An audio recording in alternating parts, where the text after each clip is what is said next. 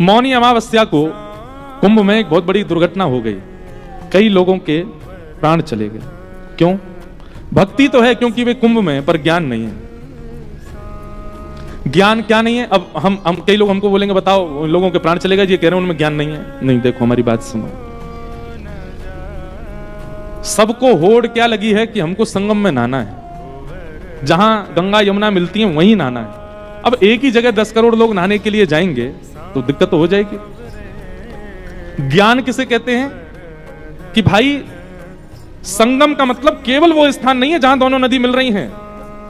जिस जगह संगम हो रहा है उसके दूर दूर तक ये पूरा प्रयागराज क्षेत्र जो है ये संपूर्ण संगम कहला रहा है। आप अगर संगम पर नहीं भी पहुंचे, आप शहर में घूम रहे हैं तो वहां की हवा भी आपको स्पर्श कर रही है, तो भी आपका संगम स्नान हो रहा है। अब लोगों में होड़ क्या लगी वहीं नहाना है जहां दोनों नदी मिल रही हैं, ये अज्ञान है। आप अब देखो इस बार हुआ ना मौनी अमावस्या को कितने बड़े बड़े अखाड़ों ने स्नान नहीं किया, तो क्या उनका अपूर्ण माना जाएगा महाकुंभ? नहीं, वे प्रयागराज में हैं, वे प्रयागराज शहर में भी हैं, तो भी उस तिथि पर उनका स्नान ही माना जाएगा, क्योंकि वहां की वायु में भी तो वही पुण्य कण हैं। अब ये अज्ञान हो गया लोगों को। नहीं तो आप गंगा जी में नहाओ, यमुना जी में नहाओ, किसी भी घाट पे नहा लेते, आपकी अमावस्या पूर्ण हो जाती। पूरे 10 करोड़ लोग विकसित होकर स्नान कर लेते, दिक्कत नहीं होती। पर यह अज्ञान हो गया। भक्ति तो है पर ज्ञान नहीं है। भक्ति तो है पर वैराग्य नहीं है। वैराग्य किसको कहते हैं? वैराग्य का मतलब बाबा जी बन जाना नहीं होता।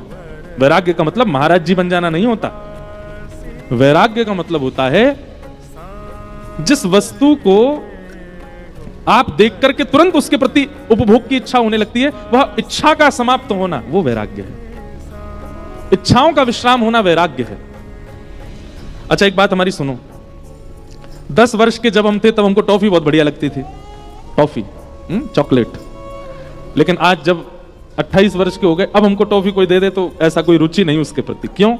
धीरे धीरे धीरे धीरे जब समय आगे बढ़ता है तो अपने आप कई इच्छाएं आपकी शांत होती चली जाती हैं। यही वैराग्य है। पर टॉफी की इच्छा शांत होना यह कोई श्रेष्ठतम वैराग्य नहीं है। श्रेष्ठतम वैराग्य क्या है? उन वस्तुओं से इच्छाओं का समाप्त होना जिन वस्तुओं के कारण पाप के भागी बन जाते हैं हम लोग।